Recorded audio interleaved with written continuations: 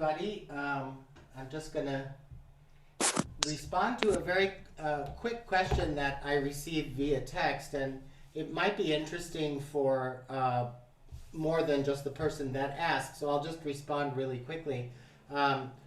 So for my setup, I was asked what do I use for a setup. Beyond the Zoom settings that are optimal for classical music, I have invested in a Blue Yeti. This is the nano USB condenser microphone, which I connect to my computer via USB. And it does give a good, I feel, consistent sound. And I use that for lessons. I encourage my students to get something similar. There are also something called snowball microphones, which are very good too, and about a fraction of the price of the one I have, which are also very effective, but that makes a big difference. And as far as my camera, I find that a lot of webcams are not really that high quality when they transmit with Zoom. So I bought a Logitech Brio a camera, and I'll just switch my cameras for one moment so you can see what it looks like. It's a tiny little camera that I have on a stand like this. The good thing about it is I can move it around. So this is actually what I'm using, and it is supposed to give HD video and can, with some systems, use 4K. But so the quality, I think, is a little bit better than just the regular ones that come with the computers. So how many, do a lot of you teach with iPad or a tablet? Because if you do, there is something, there is a little adapter you can buy, like let's say for an iPad. It costs about $30, and you can hook up the microphone, the external microphone, to the iPad. It's an adapter that creates a power cord for your iPad and for the microphone, a separate jack. And it does really make a difference. So I hope I've answered that question well enough. So I'm just going to change back to the normal microphone now, or excuse me, camera now, and then we'll start the lecture.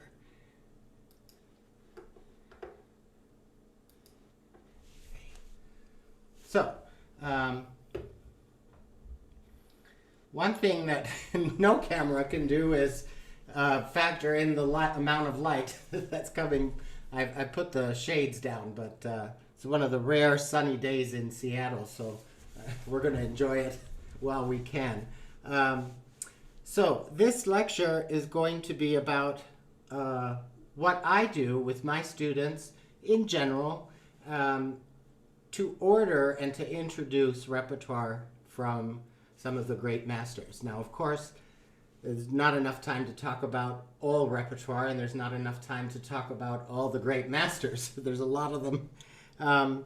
But I've put together, for today's purposes, Bach, and then the classical masters, Beethoven, Haydn, Mozart, and then Chopin, and then some Debussy as well, because I find that knowing how to work with these composers' pieces in a progressive way is really important. Now, Chris knows this very well too, and those of you that use Royal Conservatory, they do a really good job, I feel, of introducing a variety of music for younger people, and they do it in a very sensible and progressive way as the grades advance up to the diploma exam.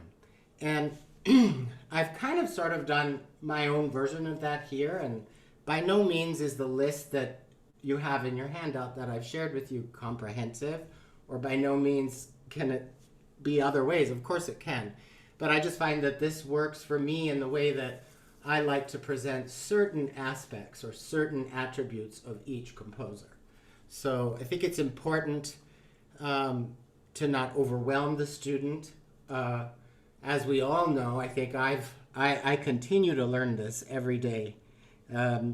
Selecting the right piece for the right student at the right time is a really hard job. And I've made enough of my share of mistakes. But you don't really know until you try. So it's not a perfect science. And of course, not every piece works for every personality. But I find that this is a good general way just to kind of look at certain aspects of each composer to get a good general sense of their personalities in a progressive way. So just gonna, excuse me, there we go. Okay.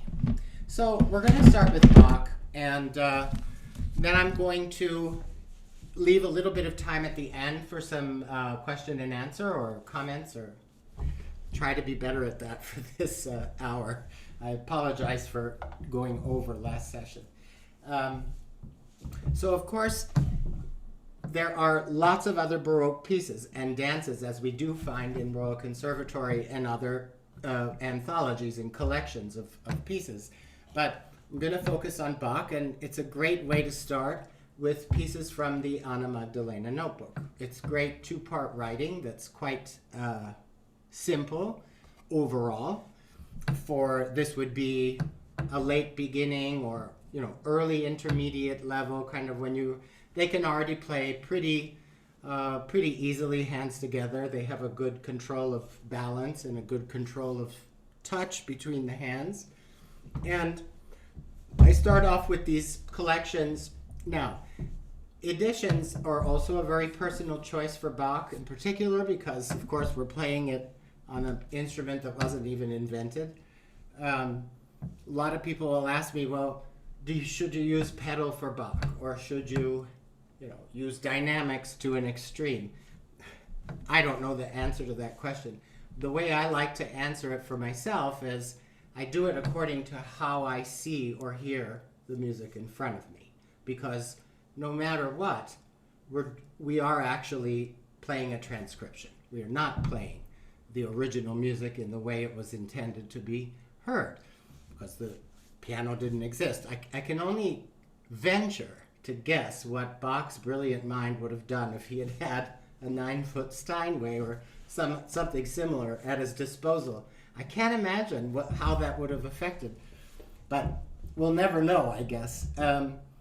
So I like to use urtexts of one form or another. The collection that is really useful is Schirmer, although it's edited. This is the first lessons in Bach. I'm sure most of you have seen this, volume 1 and 2, and it's a collection of short dances. There's a lot of other editions as well that have these dances. So you can find urtext editions of these. This is just what I have handy right now.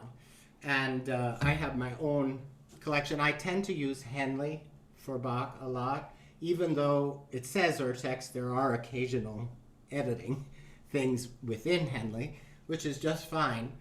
But the reason I like it, it's easy to read. The fact that it doesn't have too many superfluous things in it, and the fingering is good in a general way because it goes under the assumption that you're going to try and connect the voices and connect things. It gives the fingering in that way most of the time. So for that reason, I tend to prefer Henley over other editions. And I like to put in my own dynamics and my own phrasing and articulation, and I also encourage the students to do so. So these minuets that we all use, these, of course, all these things, these are great beginner pieces. And it's a good way to establish a nice quality of balance between the hands, good sense of articulation for a dance, and a good way to introduce the basic dance Sasha? movements that we have. So like stuff like the G minor minuet and the G major minuet, I like to teach together because they have kind of a different affect or a different feeling to them. The fact that they're both in G, one's major, one's minor. One might be a little more happy and one might be a little more cautious with tempo. So it's a good way to kind of provide two contrasting ideas but similar difficulty level. Then I've listed Sasha. other ones, the more lively G major minuet. Those are nice to have as contrast. And then there's occasional, like a polonaise or a gavotte that's introduced that is also at this level still pretty straightforward two-part playing. And you can do a lot of things like this polonaise.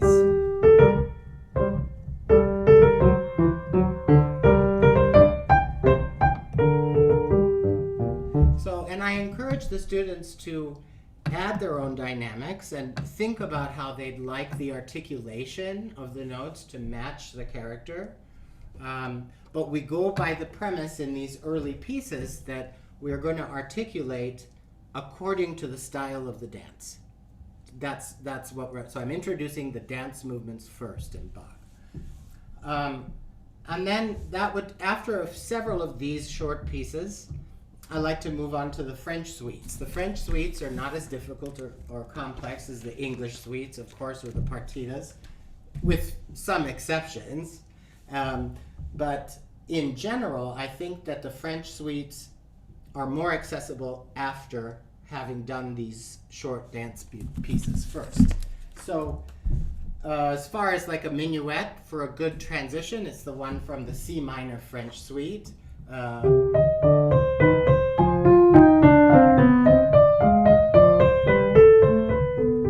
like to use that one because it has a nice sophistication of part playing. It's sort of, in a way, foreshadowing the inventions with the dialogue between the hands. It's not just a left hand that is accompanying, but has a more lyrical role.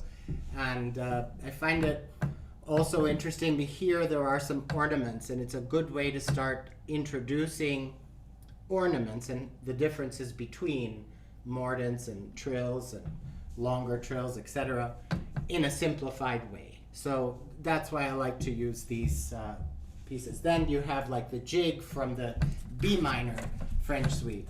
Also, not too hard. Still pretty straightforward.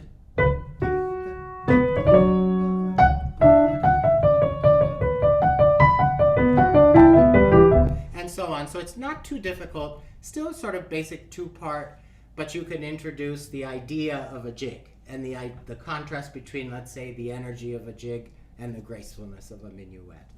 And I've picked one of the essential dance movements from each French suite, giving a variety. Now again, this is not the only ones you could use, but to introduce each of the dances separately, I think is important, and to talk about the style, how they differ, and still keep it quite simple for the student.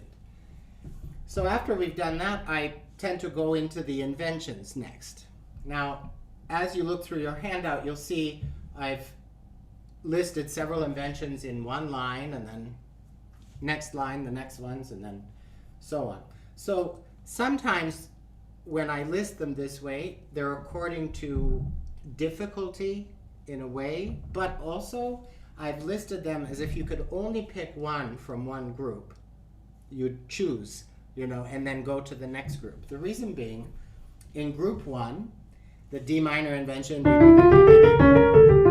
that one, and then of course, they all kind of have that sense of liveliness to them, straightforward two-part playing, not too much complication.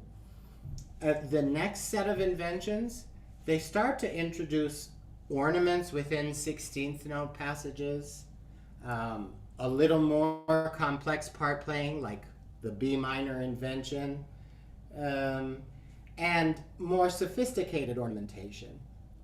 And then the last line, the E major invention and the F minor invention, are both generally played in a slower tempo. So the more lyrical ones, the more brooding ones.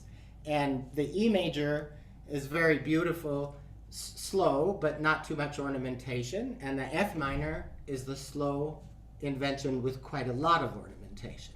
So, to have, if you pick three, you would choose one from each line. That would give, I think, the student a general sense of the variety possible. Now, this is all according to how I hear the inventions. So I'm sharing with you, which ones I think might be more simple and lively, or dance-like, which ones might be more lyrical and more ornamental, and so on. So after the inventions, before they can go into symphonias and preludes and fugues, there is an intermediate level kind of piece, these collection of 4 duettos. They're very beautiful. They're not often played. And what they are basically a little more difficult inventions. They're 2 parts, duets, and there's a lot of beauty in them, and there's a lot to be learned from them before we start playing in 3 parts. And so my favorite is the 3rd one. It's the G major duetto.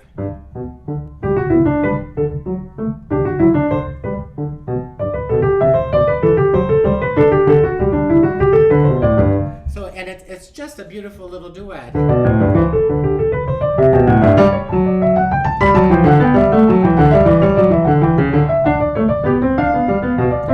And so on. And it's not too much difficult than, a quick invention, but longer and very, very effective, I think. There are 4 of them in this group that Hanley publishes. This is my old copy of 4 duets.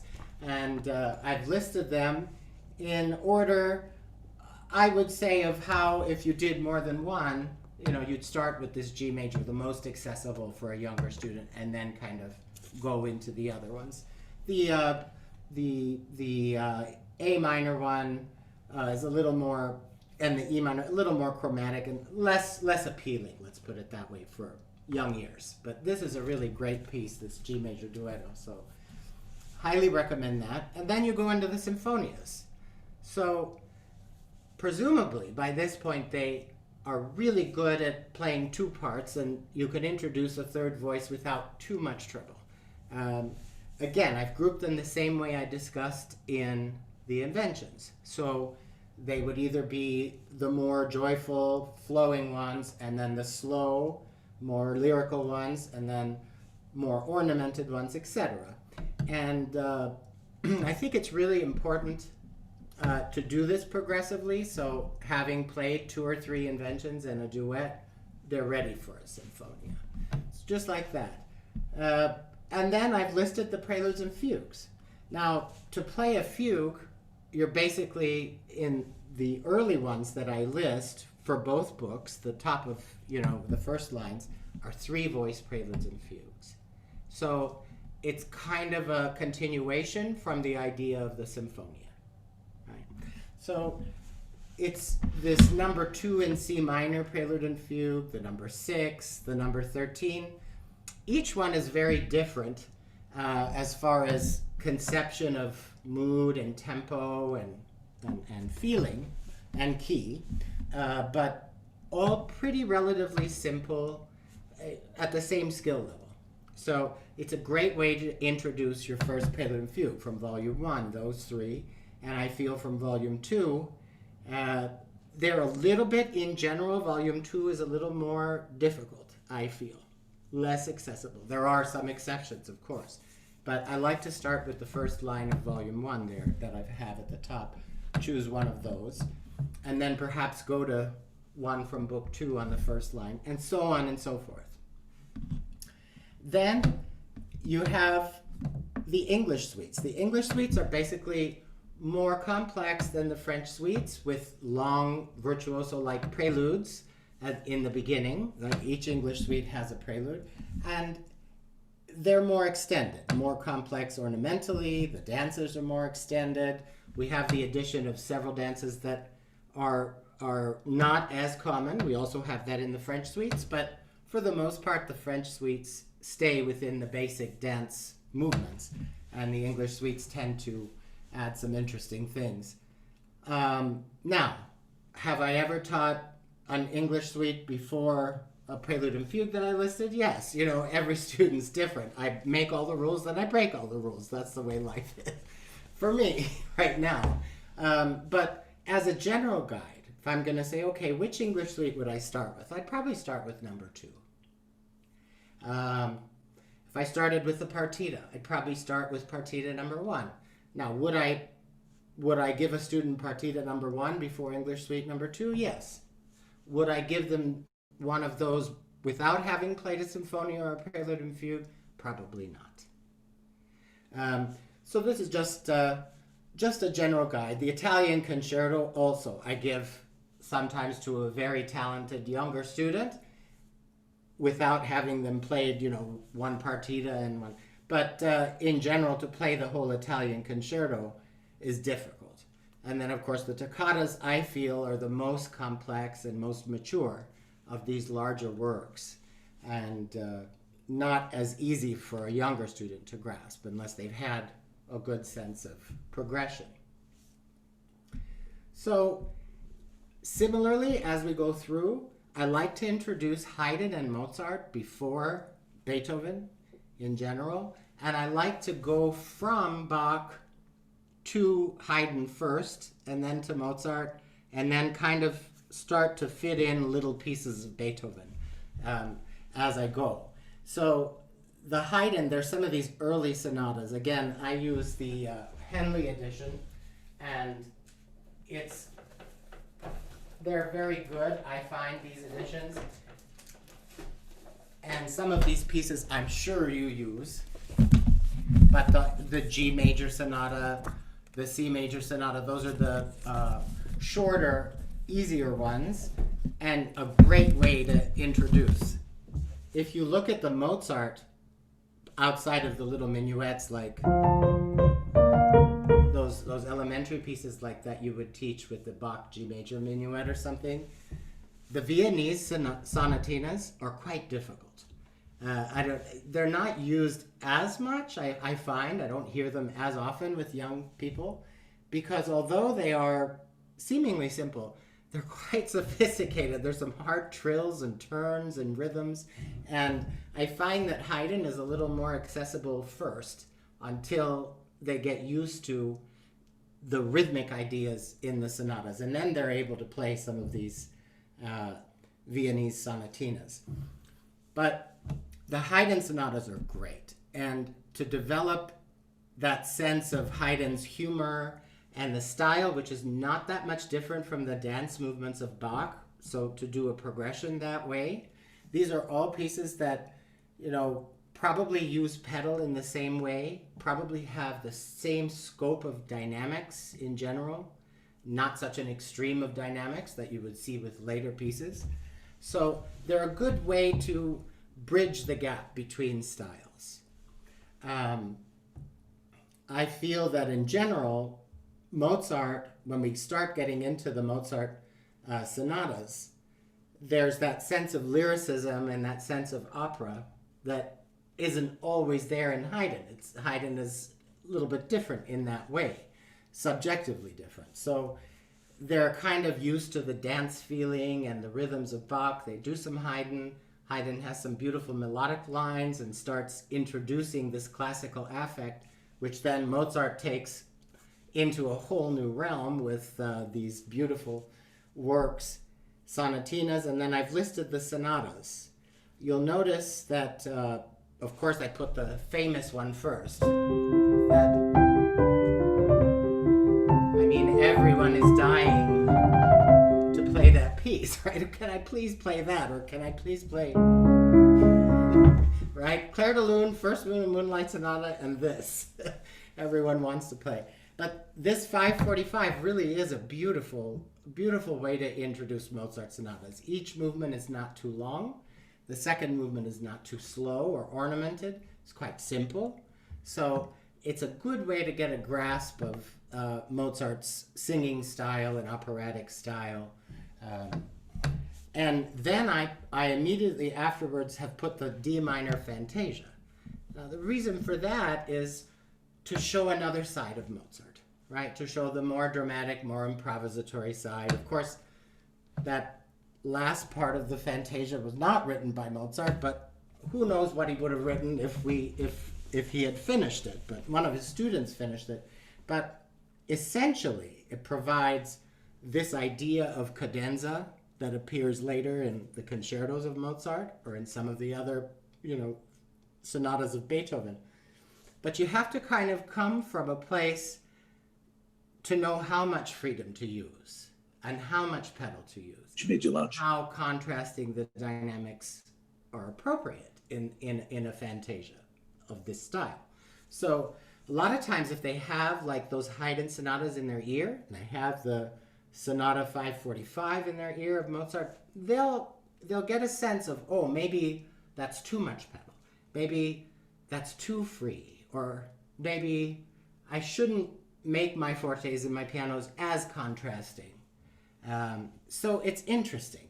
It's interesting in that way to include that. And if you'll notice the next sonata, the K282, the Mozart sonata, that one and the 283, which is more popular, I think, in general. The 283 is...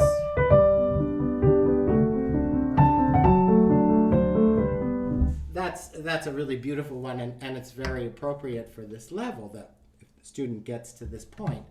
But the 282 has quite a lot of singing and a lot of freedom and improvisation built into it.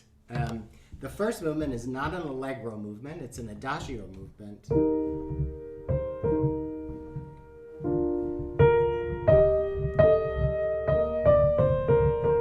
And it's very improvisatory in its feeling. And it has flexible rhythms, you have to use pedal, but how much? So it trains the student to be critical about their own sense of sound and articulation. And to come from the freedom of the Fantasia is a good transition, I feel.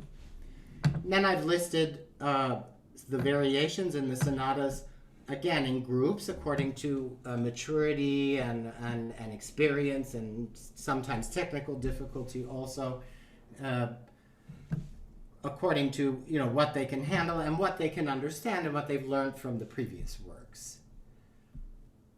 Similarly in Beethoven, we have these lovely sets of variations besides the G major and F major sonatina, which I know almost everyone uses. They're wonderful pieces, those two sonatinas. But he also wrote really accessible variations, like the Paisiello variations in G major and A major. Those are lovely pieces, not too difficult, like intermediate level. And it's not quite completely Beethoven. There's still some Haydn and Mozart lingering in there, and it's a great way for the student, for you and for the student, to talk about the relationships of these people. To talk about how Beethoven studied from Haydn, and that fiery exchange in their lessons, so on and so forth. It's a good way to introduce the personality of Beethoven, which is very, of course, pivotal in foreshadowing what comes next. I don't know how many of you are familiar with the variations on Rule Britannia, on God Save the King. Today it would be God Save the Queen. And the original variations, the Turkish March variations, there are lots of great pieces there, and not too long, all between 5 and 10 minutes. 10 minutes, not most of them are less. And again, the Henley publishes the variations, and they also publish this, the Klavierstücke, which has the bagatelles in it. So before I introduce a Beethoven sonata, and after those two sonatinas, I will give bagatelles from Opus 33 or 126, and a set of variations or two from the Book of Variations. I feel that that's a good transition, because by the time we start getting into the sonatas, they change pretty quickly. I've lumped the sonatas again in order of what I feel would be appropriate for young beginners up through intermediate and advanced. Those Opus 49 sonatas that everyone uses, of course, that those are very accessible. Those are a great transition from the sonatinas and shorter pieces. And then the Opus 14 sonatas, the E major. That, I think, is the most straightforward out of that group.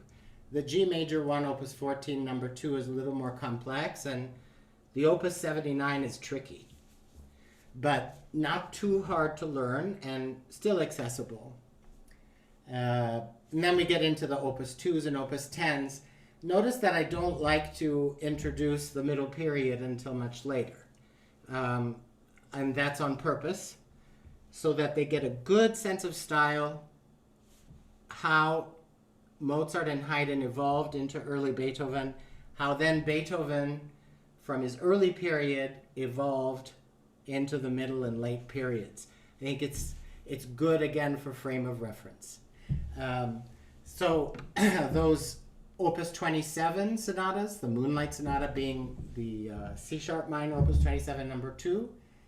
The Opus 27, number 1 is also a beautiful sonata. It's in E flat, and it's like a cyclical sonata in one movement. It's more complex, but by that point, we're assuming that they have a good grasp of technical control, because Opus 27, number 2, last movement, for example, is quite difficult. And Opus 31, number 3, which a lot of people tend to use, is actually quite difficult. It's quite difficult rhythmically and for coordination, so I tend to put it at the end of that group, because I think it's quite a challenge for most younger people. Even the Tempest. A lot of people will give the Tempest early, but the Tempest is quite difficult too. It's not so easy to really know how much pedal to use and how to articulate those triplets in a way that makes sense if we haven't had what comes before again. So that's my reason for that. And then I have some of the larger early works lower. Then, of course, Waldstein, Appassionata, and then the late sonatas, whenever we get there. I'm still learning. I hope one day to be able to play all 3 of the last ones, but that's my hope. It was interesting. I went to give a lecture and a master class, a day of master classes at the University of Michigan a couple of years ago.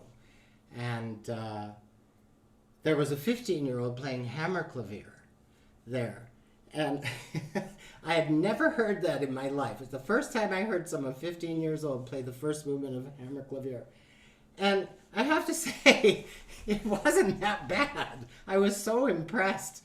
Of course, the rest of it probably wouldn't be appropriate. But that first movement, it really shocked me. I was like, wow, maybe I should move it further up my list. No, I can't. No, I just can't bring myself to do it. But it was interesting. Another interesting thing about that day that I have to share with you is it was the very first time it was a master class within a master class. There were the DMA pedagogy students at University of Michigan, and they were on stage teaching high school kids, right? So I was sitting at the end of the stage in a chair watching, and the student would play, then the doctoral student would give a master class, and then I would give a master class to the doctoral student about how to more effectively teach the high school student. So, but it was interesting because I could really respect and see that I knew what they were trying to convey to the student. And so it was my role to say to the student, do you understand what's being said? And to the doctoral student, did you feel you said what you wanted to say? You know, it's all about communication. It was a fascinating day. And the best part of it was a question and answer afterwards.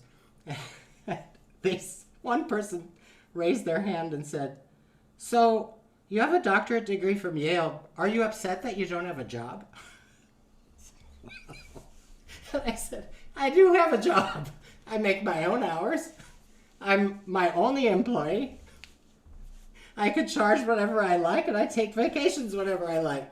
Does that sound like a good job to you? They loved it. But they were great. They were great. And it was wonderful to see so many young people passionate about teaching.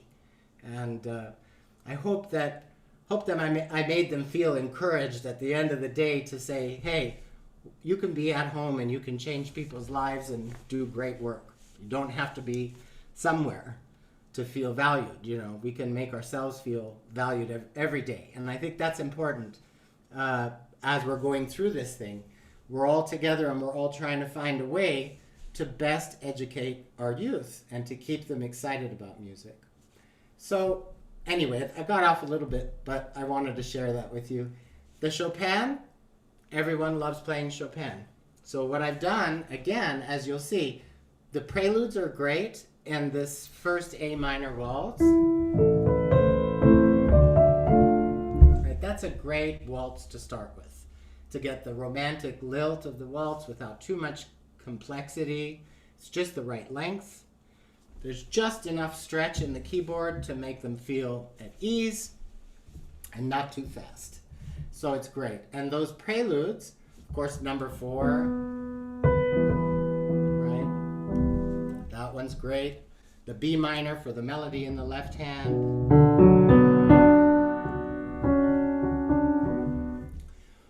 And so forth. So after I've done a couple of those, then I go into the waltzes.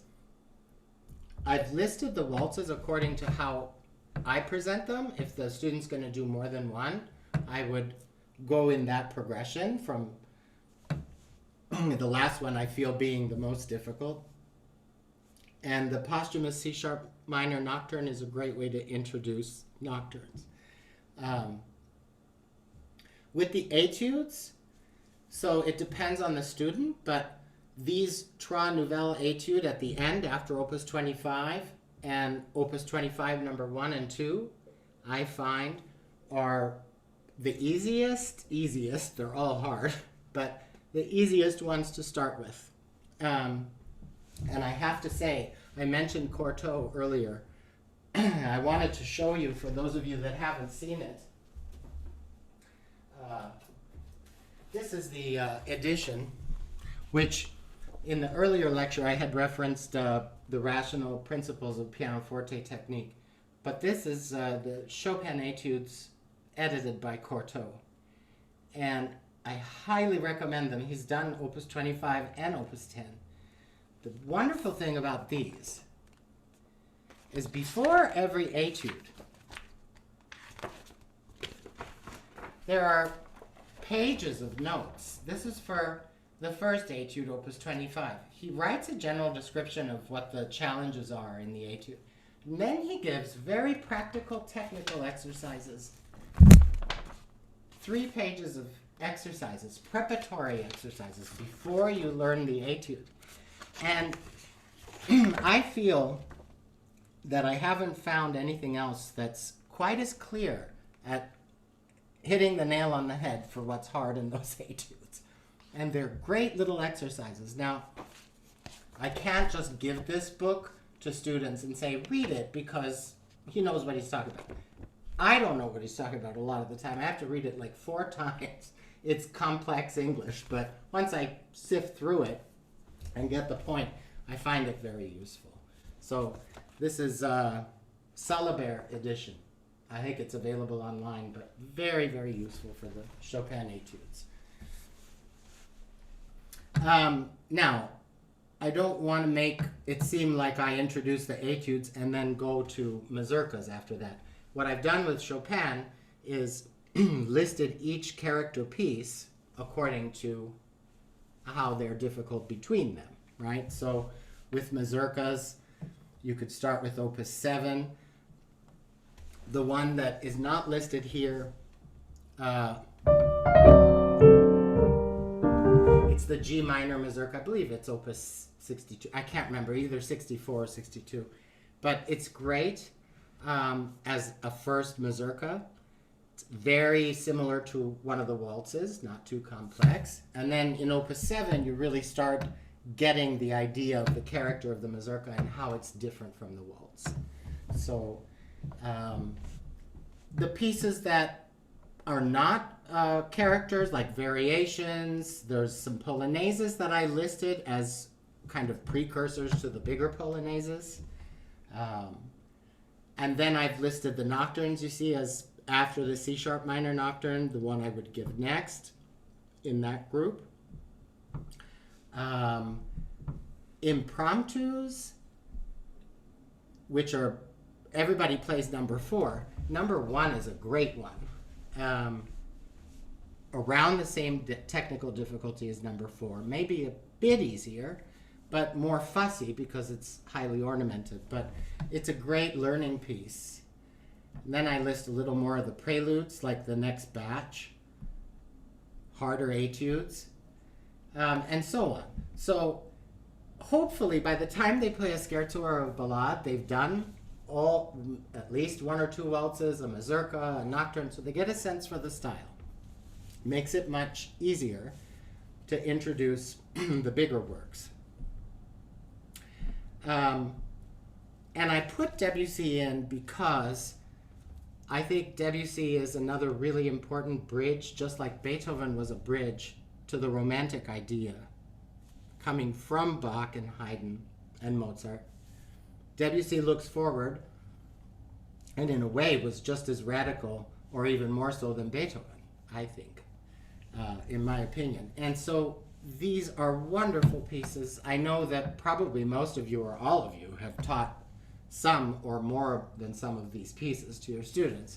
The children's corner is fantastic, and of course these arabesques, Clair de Lune, and then I've interspersed some of the preludes as well, according to difficulty.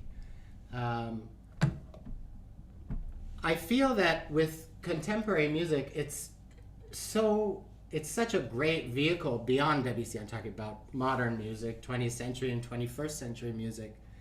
It's more immediately accessible to children. But we always have to understand where everything came from.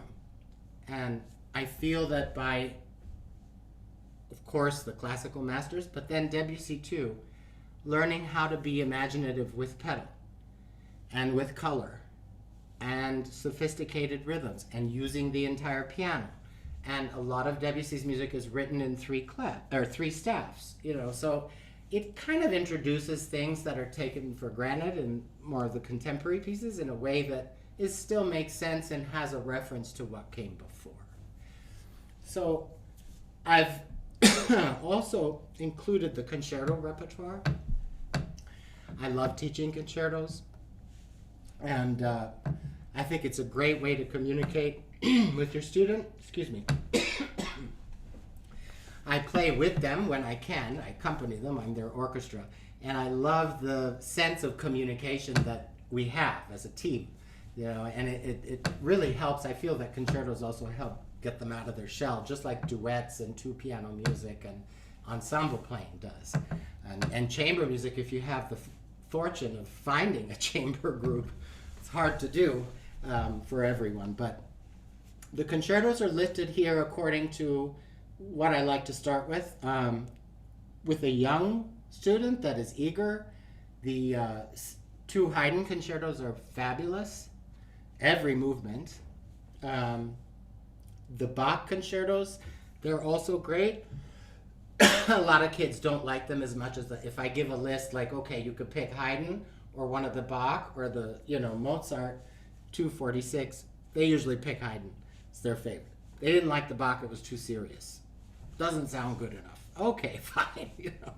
But they're beautiful pieces and really appropriate and a great introduction to concerto style. Then I've listed the Mozart concertos in degree of difficulty, I feel. The Beethoven, of course. Some of the lesser known, Mendelssohn wrote a few works that are really great that are not Concerto 1 or 2, like this Capriccio Brillante. It's a fantastic piece and great for a young person. Shostakovich Second Concerto, that's the trumpet one. That's great for like a contemporary piece that isn't too difficult for an advanced intermediate student. And then, of course, Ravel and Chopin, and then we get into, hopefully, if they haven't quit, Rachmaninoff and Brahms and Liszt. But anyway, I hope that was helpful, and I hope that you enjoyed that. Are there any questions or any comments or anything at this point?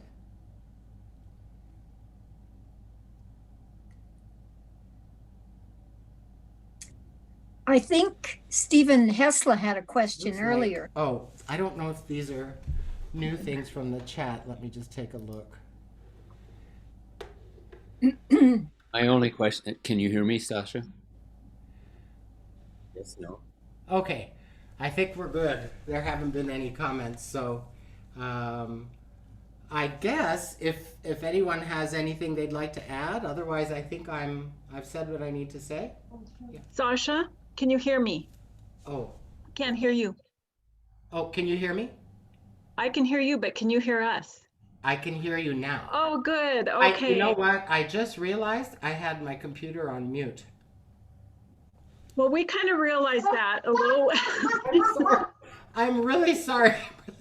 but we can hear you fine. Okay. So, Well, I better yeah. quit talking then. So, Lord.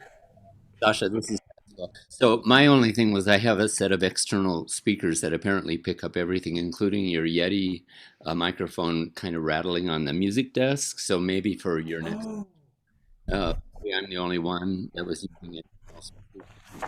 So, for the master class, what I can do is during the playing, I will mute my microphone to make sure that it doesn't make any noise while we're watching the YouTube videos, right? Right. Or could you set it on something other than the piano so it doesn't pick up your pedaling noises or the key bed noise? Oh, I see. Let me see. I think that's what was happening for me.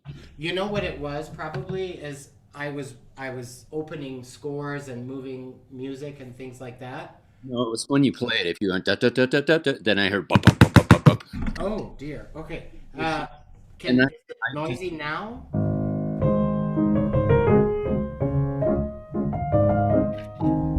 Is it better? it's do it again because I just plugged my external speakers in and I'm just curious. Okay. It's better. And I think I was the only one. If everyone's just using their laptop or whatever internal speakers, it's fine. And I have. Well, I can put on some. well, sometimes I put my speakers on top of a piece of foam between the base of the microphone. Excuse me, the base of them, and I just put a piece of foam between that or a towel or something so it doesn't pick up sort of the wooden vibrations. That I'm right in the break. Yeah. Yeah. I'm probably the only one though. So my super ears, of course. Anyway, thank you so much. It's great. Okay. I have a question. Are you ready? Can you hear me? Yes. Oh, okay, great. So thank you so much for this. This is a lot of fantastic information. Do you generally teach with a newer student or someone who's ready to go into these pieces chronologically? Or is this just, you just listed these chronologically here? I listed them chronologically so I could be simultaneously working on the top part of the list of Bach and the top part of the list of Haydn, you know, like That's that. kind of what I figured. Yeah. Yeah, fantastic. Thank you. My pleasure. My pleasure. And I just a thought. I have for the master class. I am going to use my Apple Pencil technology plug here and my iPad to write comments, and then I can email them to the student on the music directly right after the class is over. So I won't be fidgeting with pages and things like that. I hope it's not going to be noisy, but this is a great thing. This and the Apple Pencil and an app called Fourscore. I don't know how many, are any of you familiar with that? Fourscore? Yeah. It's great. You just scan the music right in the app. You can do all sorts of editing and, make notes, and then I email it to the student after the lesson. So I use that for accompanying. Oh, yeah. Oh, Yeah, yeah. great. And Henley also has an app now, and I buy the Henley scores electronically now. They're great. Do you find like they've offered more of a selection now? Because I hadn't opened my Henley app recently, and I felt like they didn't have everything I needed. They don't necessarily have everything, but they've done a much better job of getting the major stuff Oh, that's good. on there. Yeah. Good. That's good to know. Mhm. Yeah. Great. Sasha, this is just such a great presentation. I to have such a list. I have a bunch of my pedagogy students out there somewhere watching, and to be able to have this list, I think all of us can do better with something like this. I think we can have our various syllabi, RCM, ABRSM, all of those things, but to collate it and go through it, and then so to have you walk us through it, and to have you also give your thoughts on why these pieces are that way, and how they order. I just think it's really great. And I love your comment that these are all sort of the renegade composers to some degree, and they really are. And they stood on each other's shoulders, and lots of other composers just tried to get into that mix. But these are really the ones that we teach, and the ones that teach what the piano can do, and how to use it, and how to apply those technical principles you spoke of in the morning too. So anyway, it's fabulous. I opened your handout and I went, both of them, and I went, ah. This is like a gold mine. So, and it's fun. It'll be fun to watch you apply your principles in the next session. So, really, really wonderful. Thanks for sharing your wisdom. Oh, it's my pleasure. And I always like to hear, if any of you feel like I've missed something or want to comment, please send me an email, because this is an ongoing project for me with these lectures. Every time I give it, it's a little different because I've always learned something. So please feel free to contribute and give your thoughts. I appreciate them. It would be fun to see your top, I don't know, it would be fun for all of us to do like our top 10 least favorite teaching pieces, even though students want to play them. You touched on Moonlight. The Fantasia in D minor is one of mine least favorite. Among my most favorite is Girl with the Flaxen Hair, at least at that intermediate level. It's a really neat thing. Anyway, it would be fun to hear your top 5 least and maybe your top 5 most. I don't know if that's. No, and you know what it is? It's funny. Within the studio, someone plays something and suddenly everyone wants to play it. It's like, when can I play the Grieg concerto? I'm like, oh, okay. Here we go again. It's funny, but it's good to have a nice wide variety of choices, because sometimes somebody will hear something they've never heard before, like a piece that isn't often played, and say, hey, that's pretty cool, I like that. It's easy to get into a rut, though. I know I do, with assigning similar pieces to people at times in their development that are similar. So I'm always trying to find new things. I have to say, I'm not really very knowledgeable or very good at the more modern pieces. That's not one of my strong suits. I love it, and I enjoy listening to it and teaching it, but I need to improve my general knowledge of 20th and 21st century composers. And I still feel out there that there isn't enough. Somebody, could really do a great job, I feel, of making a collection. Something along these lines, but with modern music, I don't know. Does anyone know of a collection that is really great that they love? I don't think there's anything super, there's that Denise Gay one that's the 20th century, but I think some of the most recent stuff he's got on there, the composer died in 1960, Right. I just think there's been such a fragmentation of styles and what works. I do have a Maurice Hinson one that's pretty good. I think it's called Changing Faces. Oh, I've heard of that one, yeah. I haven't seen it, though, but yeah, I've heard of that. So it's probably online, but there's a couple good ones in there that are good go-tos. But for the first time in a long time, I've had students coming in and they're bringing in like Philip Glass, and like they're bringing in stuff that they want to learn, and it's all contemporary. It's really, this year in particular, it's been really kind of refreshing. They're finding pieces, Arvo Pärt, things of this nature. And it's great, and it's wonderful to hear that new language. One other thing for Sasha, he mentioned concertos. That's one of the places where I really first got to know him. And first of all, his students play concertos all like you've never heard. I'll never forget it, Sasha. Your 9-year-old playing the Ravel concerto, and just sweeping the floor with the Seattle Young Artist Competition. I've never heard any. It was like a master class. And then a 10-year-old came in and played the D minor Mozart concerto. And so his students are phenomenal, but to hear Sasha play the orchestral accompaniment is a master class in itself. He literally sounds like an orchestra. It's phenomenal. It's really, that in and of itself is worth the price of admission. So Oh, you're sweet. I hope to get to the point where I can be playing regularly again. I had a medical condition come up, and it's rheumatoid arthritis, and when it hits, it's bad, and it's really affected my ability. It's one of those things I don't know when it's going to come, and when it does, it just makes life difficult. So I'm hoping I'm on the road to being able to do that again soon with the kids. But I sure do enjoy playing with them. And there's a certain special something with the young ones when you get to play with them and you get to perform with them. It's exciting. Okay. All right. Great. So then for the master class, we'd have a break, and then it's the master class at 2:40. And will we hear the entire YouTube performance, right, before I work with the student? Is that right? Yes, the way it's going to happen is each student will like the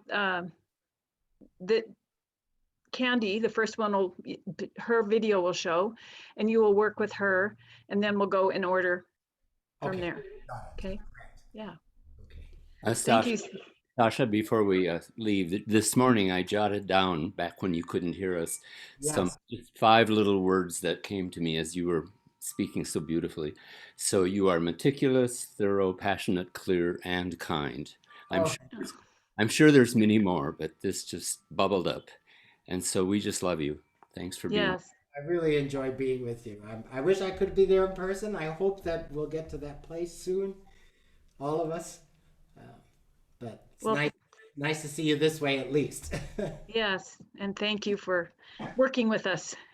And thank you in advance. I don't know. I hope that I know you shared for the concert. I really have to apologize. But I have put together something that I think you'll enjoy, and I will share it. Can I share just what's going to happen? Sure, please. So I have, and maybe Carla, I could speak to you for a few minutes after the master class to set up, but I have students that are going to play live for you. One of them is he was the junior winner of MTNA last year, and he's going to play Fufale for you and Opus 7 Beethoven First Movement. And then I have a girl that's going to play the Haydn A-flat Sonata First Movement, and Chopin Opus 25 number 12 Etude. And then I have a boy that's going to play the Ravel Toccata. So it's 3 kids that have agreed to do a live Zoom performance for you, and they're really looking forward to performing for you. And I'm sorry I couldn't this time, but I will hopefully in the future. That sounds wonderful, and thank you to your students, and we'll get to thank them later too. But Okay, well they're sounds really wonderful.